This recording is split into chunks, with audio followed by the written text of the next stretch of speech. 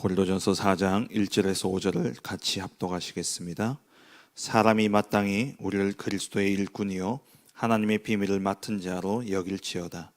그리고 맡은 자들에게 구할 것은 충성이니라. 너희에게나 다른 사람에게나 판단받는 것이 내게는 매우 작은 일이라. 나도 나를 판단하지 아니하노니 내가 자책할 아무것도 깨닫지 못하나 이로 말미암아 의롭다 함을 얻지 못하노라. 다만 나를 심판하실 이는 주시니라. 그러므로 때가 이르기 전 곧 주께서 오시기까지 아무것도 판단하지 말라. 그가 어둠에 감추인 것들을 드러내고 마음의 뜻을 나타내시리니 그때에 각 사람에게 하나님으로부터 칭찬이 있으리라. 아멘. 바울이 아덴에서 홀로 사역을 하다가 그 사역에서 뜻한 만큼의 응답을 누리지는 못했죠. 그래서 이동한 곳이 바로 고린도였습니다. 그 고린도에서 브리스길라 아굴라 부부를 만나게 되어지고 회당에 들어가서 복음을 전하고 그 현장에 고린도 교회가 브리스길라 아굴라 집에 세워지게 되어졌죠. 이후에 이 고린도 교회의 소식들을 바울이 전해 듣는데 이 교회에 많은 분쟁들이 있고 또 그 당시에 많은 세워졌던 교회들 가운데 문제들이 다 있었지만은 유독 고린도 교회에 많은 문제들이 있었습니다. 그 고린도전서를 보면은 바울이 그 문제들 하나하나에 대한 답들을 이렇게 기록해서 보낸 것을 우리가 볼 수 있죠. 그런 가운데 고린도전서 3장에 보면은 이 어린아이와 같은 신앙에 속한 자들, 육신에 속한 자들, 곧 영적으로 어린아이다 말씀하고 있죠. 그러다 보니까는 이 육신을 따르게 되어지고 육신에 속한 자들의 특징이 뭐냐면은 사람을 따라 행합니다. 그래서 이 고린도 교회에 얼마 되지도 않았는데 파가 나뉘어지기 시작한 겁니다. 나는 아볼로파다, 나는 바울파다, 나는 게바파다 이러면서 파가 형성되어지고 그러면서 사람들이 어린아이처럼 영적으로 어린아이가 되어져서 하나님의 성령을 따르기보다도 사람을 따르기 시작한 거예요. 거기에 대해서 바울이 이야기하죠. 바울의 이름으로 세를 줬냐, 또 베드로의 이름으로 세를 받았냐. 너희가 물론 아볼로에게 세를 받고 베드로에게 세를 받고 뭐 그렇게 했겠지만은 우리 모두 다 그리스도의 이름으로 세를 받지 아니하였냐. 그러면서 너희 속에 너희가 하나님의 성전인 것과 하나님의 성령이 너희 안에 거하시는 것을 알지 못하느냐. 바울이 고린도전서 3장을 통해서 그렇게 말씀을 하고 있죠. 그러니까 우리가 그러면서 오늘 본문 4장 1절에 우리가 그리스도의 일꾼이지 사람의 일꾼이 아니다라는 겁니다. 우리가 바울파, 게바파, 이제 베드로파죠. 그리고 또 아볼로파, 그렇게 우리가 사람을 따라갈 것이 아니라 우리는 그리스도를 따라가고 그리스도의 일꾼이다라고 말씀하고 있는 거예요. 그러면서 이 4장 1절을 보면은 중요한 말씀 뭐냐? 사람이 마땅히 우리를, 그러니까 다른 사람들이 볼 때에 중요한 것을 말씀하고 있죠. 사람이 볼 때에 저 사람은 베드로 제자구나, 저 사람은 아볼로 제자구나, 저 사람은 바울의 제자구나 이렇게 보여지는 것이 아니라 저 사람은 그리스도의 일꾼이구나, 저 사람은 정말 하나님의 비밀을 맡은 자구나, 이렇게 보여져야 되는 겁니다. 사람이, 물론 하나님이 우리를 보시는 게 가장 중요하죠. 하나님이 우리를 보시는 것이 중요하지만 그와 더불어서 사람이 우리를 볼 때에 저 사람은 사람 따라가는 사람이구나, 그게 아니라 정말 저 사람은 그리스도 복음 따라가는 사람이구나, 이렇게 느껴져야 되는 것이죠. 이렇게 되어지게 될 때에 정말 우리가 그리스도의 일꾼이고 하나님의 복음을 맡은 자로서, 하나님의 비밀을 맡은 자로서 우리가 서 있고, 다른 사람이 우리를 이렇게 본다면 반드시 나를 만나는 사람의 운명이 바뀌어지게 되어 있습니다. 우리가 정말 사람 따라가지 아니하고 우리 안에 성령이 거하시고 그 성령에 속한 자로서 그리스도를 따라가는 그리스도의 일꾼이요, 사람을 따라가고 사람의 일을 맡은 자가 아니라 하나님의 비밀을 맡은 자라면 우리를 통해서, 우리를 만나는 모든 사람들이 정말 우리를 통해 저 사람 그리스도의 일꾼이구나, 정말 저 사람은 하나님의 비밀을 맡은 자구나, 이렇게 깨닫게 되어진다면 그 만남 속에 어떤 일이 일어나냐, 그 사람의 운명이 바뀌어지는 이러한 놀라운 역사가 일어나게 되어지는 것이죠. 성경에 나오는 인물들이 다 하나같이 이 응답을 누렸습니다. 요셉을 만난, 요셉이 노예로 들어갔던 이 보디발 집에 보디발이 이것을 보았죠. 여호와께서 요셉과 함께 하심을 보디발이 본 겁니다. 그래서 요셉이 그 집에 들어가니까 보디발 그 가정의 땅의 소산까지 복을 얻는 역사가 일어났죠. 그럼 보디발이 요셉을 봤을 때 뭘 받겠습니까? 야, 정말 하나님이 함께 하시는구나, 하나님이 살아계시는구나. 그리고 39장 이후에 감옥에 들어갔을 때도 마찬가지였죠. 간수도 요셉과 함께하는 하나님을 보았고, 그래서 간수가 요셉에게 모든 일을 다 맡겼던 겁니다. 뿐만 아니라 바로 왕까지도 하나님의 영에 이만큼 감동된 사람을 우리가 어떻게 찾을 수 있겠냐. 그러면서 이 바로 왕이 내가 네보다 높은 것은 왕자뿐이다. 그래서 이 애굽 온 땅에 너의 허락 없이는 수족을 놀릴 자가 아무도 없다. 그러면서 바울이 요셉을 바라볼 때에 야, 저 사람은 정말 하나님이 함께 하신 사람이구나 보았죠. 보디발이 살았고 바울의 운명이 바뀌어졌죠. 바로의 운명이 바뀌어졌죠. 뿐만 아니라 다윗, 자신을 죽이려고 10년을 쫓아다녔던 사울, 그 사울을 죽일 수 있는 두 번의 기회가 있었지 않습니까? 그런 가운데서 이 다윗이 사울을 죽이지 않았을 때에 나중에 그것을 알았던 사울이 다윗을 축복하는 그런 내용이 나오죠. 그러면서 이 사울이 마지막에 뭐라고 그러냐면은 하나님이 반드시 너를 왕으로 세울 거다. 그때에 우리 후손들을 멸하지 말아달라. 그러면서 부탁하는 것을 봐요. 평생을 다윗을 죽이려고 쫓아다녔던 사울이 이 다윗이 여호와께서 나와 함께 하시는 그 사실을 누리게 될 때에 사울이 그것을 보게 되어진 것이죠. 그리고 다니엘과 세 친구를 보면은 다니엘서 3장에 보면은 이 사드락과 메삭과 아벳노고가 두라 평지에서 세워진 그 느부갓네살의 그 신상에 절하지 않으므로 풀무불 속에 들어갔지 않습니까? 그런데 그 모든 일련의 과정을 통해서 이 느부갓네살 왕이 풀무불 속에 들어갔다 나온 이 세 친구를 보면서 바벨론 전역에 공포를 합니다. 사드락과 메삭과 아벳노고의 하나님을 찬송할지로다. 그가 그의 천사를 보내사 자기를 의뢰하고 그들의 몸을 바쳐 왕의 명령을 거역하고 그 하나님 밖에는 다른 신을 섬기지 아니하며 그에게 절하지 아니한 종들을 구원하셨도다.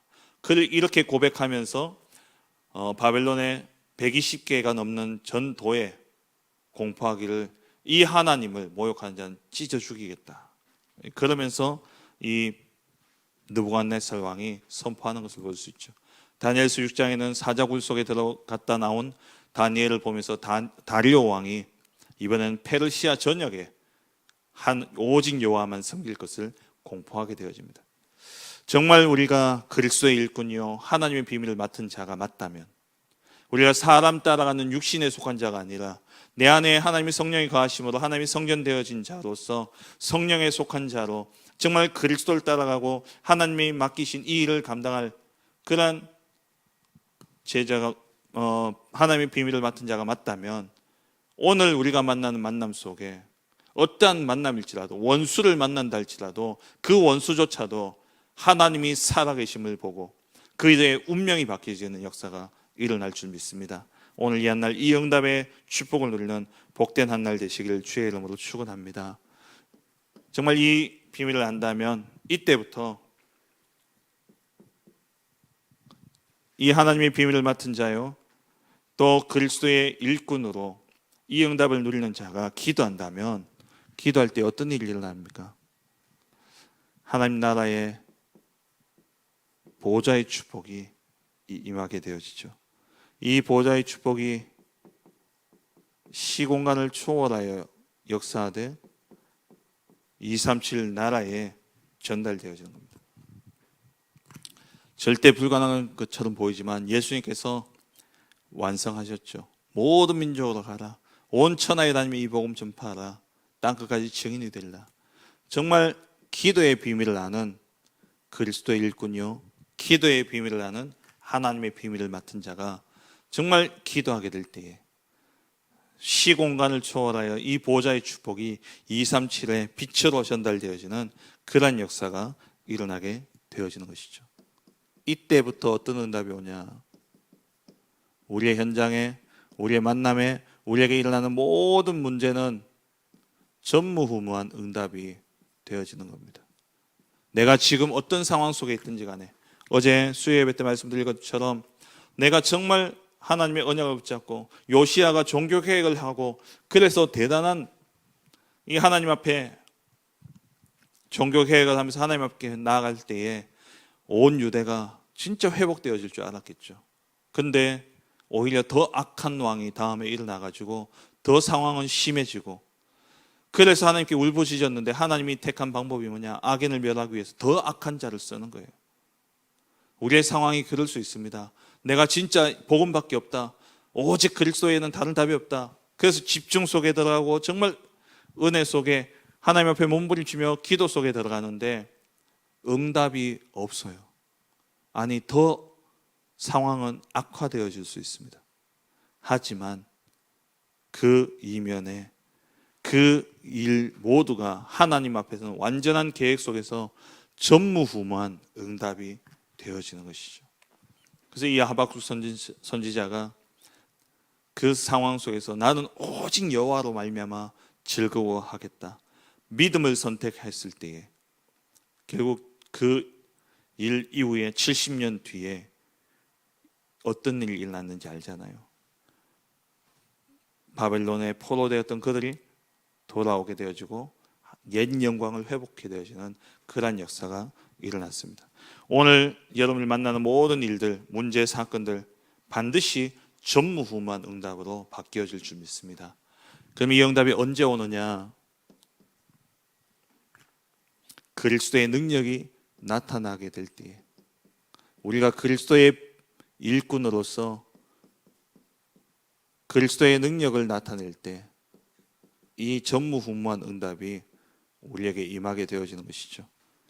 그리스도의 능력이 나타날 때에 그리스도의 일이 이루어집니다. 그리스도의 일이 뭡니까? 죄로 인한 저주와 재앙이 우리가 이 죄로 인한 저주와 재앙에서 완전히 해방되어지죠. 그리고 약한 사단의 권세가 멸하여지고 그리고 하나님 만나는 하나님과 함께하는 일이 이루어집니다. 이게 뭡니까? 참 제사장, 참 왕, 참 선지자.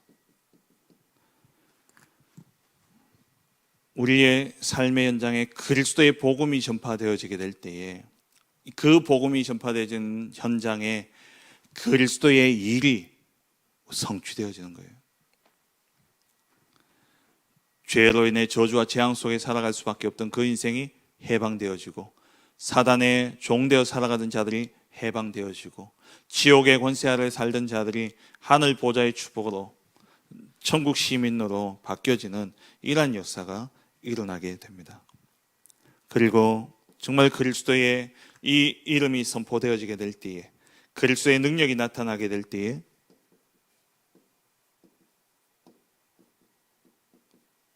보좌의 축복이 임하게 되어지는 것이죠. 시공간을 초월하여 237의 빛으로 비춰지는데 모든 현장에 모든 사건과 일들이 전무후무한 응답으로 바뀌어지게 됩니다. 그리고 그리스도가 선포되어지게 될 때에 운명이 바뀌게 되죠. 죄와 사망의 법에서 생명의 성령의 법으로 바뀌어집니다. 그리고 우리가 만나는 모든 만남 속에 하나님 숨겨두신 제자가 세워지게 되는 것이죠. 우리가 오늘도 이 한 날 우리의 할 일이 있다면 그리스도 그 이름의 복음을 선포하는 겁니다. 그럴 때에 죄와 저주와 재앙 가운데 있던 자들이, 사단의 종되어 있던 자들이, 지옥의 권세 아래서 방황하고 있던 자들이 완전 해방되어진 역사가 일어나고 이 그리스도의 복음이 선포되어지게 될 때에 귀신이 떠나가고 흑암이 꺾여지면서 하나님의 나라가 임하여지고 운명이 바뀌어질 뿐만 아니라 그 속에 진짜 숨겨둔 제자가 일어나게 되는 것이죠. 우리의 모든 사건과 일들 속에 뭐 해야 되냐? 그리스도 그 이름의 복음을 선포하는 축복이 있기를 주의 이름으로 축원합니다. 두 번째, 같은 말입니다. 하나님의 비밀이 전달될 때에 하나님의 비밀이 뭡니까? 그리스도죠. 이 말은 나의 동기가 아니라 하나님의 동기를 붙잡을 때에 붙잡으라는 말입니다. 우리가 하나님의 동기를 붙잡아야 되죠. 사람의 동기로는 세계를 변화시킬 수가 없습니다. 아볼로파, 게바파, 또 바울파 이렇게 이야기하면서 그 파를 나눌 때에는요, 사람 따라갈 때는 절대 세계를 변화시킬 수 없어요. 사람의 동기를 가지고 사람에 따라가면 안 되죠. 그래서 우리는 하나님의 동기를 가지고 하나님을 따라가야 됩니다. 정말 우리가 하나님의 동기를 가질 때에 불신자가 우리를 보고 깨닫게 되어지죠.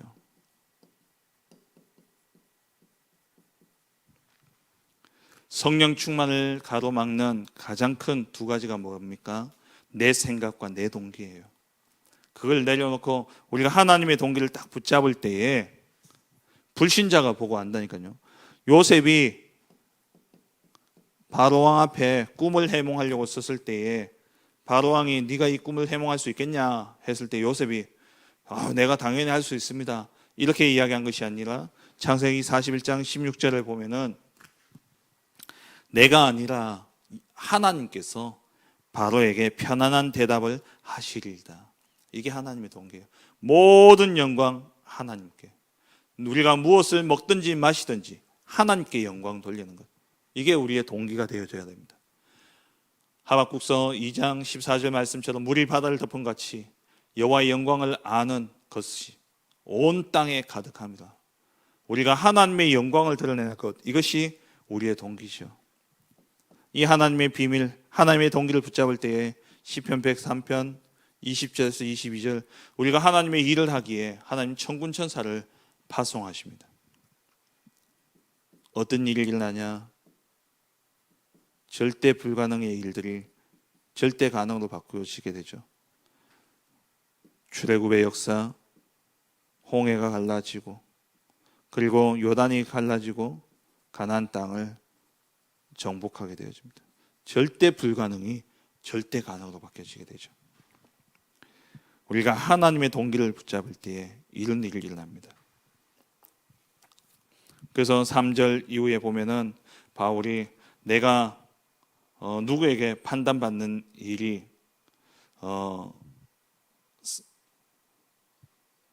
그러니까 누가 나를 판단하더라도 그게 중요한 게 아니다라고 이야기하죠. 왜냐? 바울은 하나님의 동기를 가졌기 때문에, 하나님 앞에 선자였기 때문에.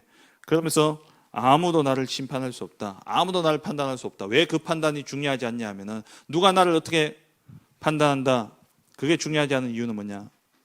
그게 우리를 의롭다 할 수는 없는 거예요. 그래서 우리는 하나님의 동기를 붙잡아야 됩니다. 그러면 내가 사람 앞에 잘 보이려고 하는 것이 아니라 하나님 앞에 서서 하나님의 동기를 붙잡고 하나님의 비밀 되신 그리스도의 복음을 선포하게 될 때에 하나님이 우리를 인정하실 뿐만 아니라 사람도 우리를 인정하게 되어 있어요. 사람이 우리를 인정할 수밖에 없는 것이죠. 그래서 오늘 본문에 사람이 마땅히 하나님의 일꾼이요 그리스도의 일꾼이요 하나님의 비밀을 맡은 자로 여길지어다, 이 말은 사람이 마땅히 우리를 볼 때에 그렇게 여겨져야 된다는 거예요. 이 말은 사람에게 잘 보이라는 말이 아니라 우리가 그리스도 붙잡고 하나님의 동기를 붙잡으면 당연히 사람들이 그렇게 우리를 인정할 수밖에 없다는 것이죠. 그러면서 마지막에 그리스도의 비밀을 맡은 자요 그리스도의 일꾼이요 하나님의 비밀을 맡은 자로서 맡은 자에 구할 것은 충성이니라. 맡은 자, 청직이 이야기하죠. 우리는 무엇을 맡았습니까? 내 계획이 아닙니다. 하나님의 절대 계획. 이 하나님의 절대 계획을 가진 절대 제자입니다. 우리는 무엇을 맡았느냐? 오직을 아는 자입니다. 맡은 자라는 것은 무엇을 의미하냐? 하나님의 절대 계획을 가졌다는 거예요. 그리고 하나님이 이 하나님의 절대 계획이 뭡니까? 그게 오직이죠. 오직을 가진 자요. 맡은 자라는 것은 생명 걸 가치를 안다는 겁니다.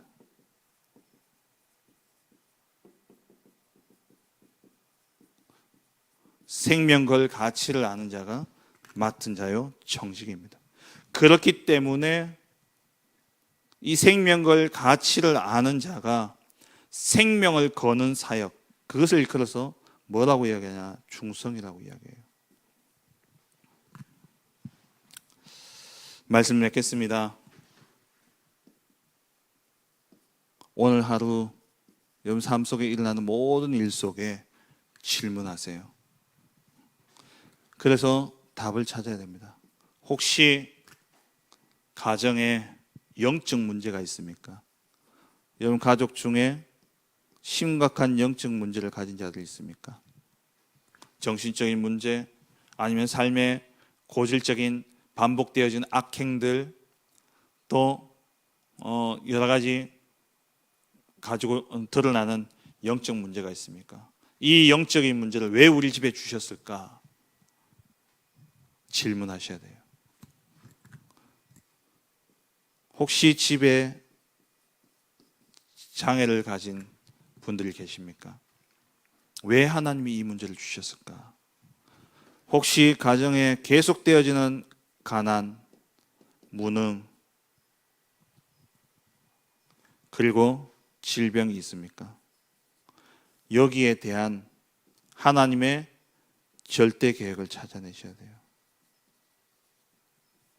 이 답을 딱 가지셔야 됩니다. 문제가 없어지는 것이 응답이 아니라 이번 주 주신 강단 말씀대로 하나님이 허락하신 거예요. 그러면 그 하나님의 허락하심 속에서 우리는 무엇을 찾아야 되냐? 하나님의 절대 계획을 찾아야 됩니다. 이게 그리스도의 일꾼이요, 이게 하나님의 비밀을 맡은 자요, 이것이 바로 맡은 자인 것이죠. 그 하나님의 절대 계획을 가지고 그 계획이 이루어지도록 도전하게 될 때 그것을 보고 충성이라고 이야기합니다. 우리가 그냥 무조건 열심히 하고 무조건 충성해라, 그 말이 아니에요. 하나님의 절대 계획을 보고 하나님의 오직을 가지고 생명 걸 가치를 가지고 뭐하냐? 거기에 올인하라는 겁니다. 그게 충성입니다. 오늘 이 한 날 반복되어지는 일상이지만 하지만 하나님은 우리에게 새 은혜를 준비하셨습니다. 우리의 모든 만남 속에, 일 속에 정말 하나님의 비밀을 맡은 자로서 그리스도의 일꾼으로서 이 복음 가지고 모든 삶의 현장 속에 하나님이 예배하신 그 절대 계획을 찾음으로 말미암아 전무후무한 응답 누리는 복된 한 날 되어지시길 주의 이름으로 축원합니다. 기도하겠습니다. 주신 말씀을 붙잡고 오늘 이 한 날도 모든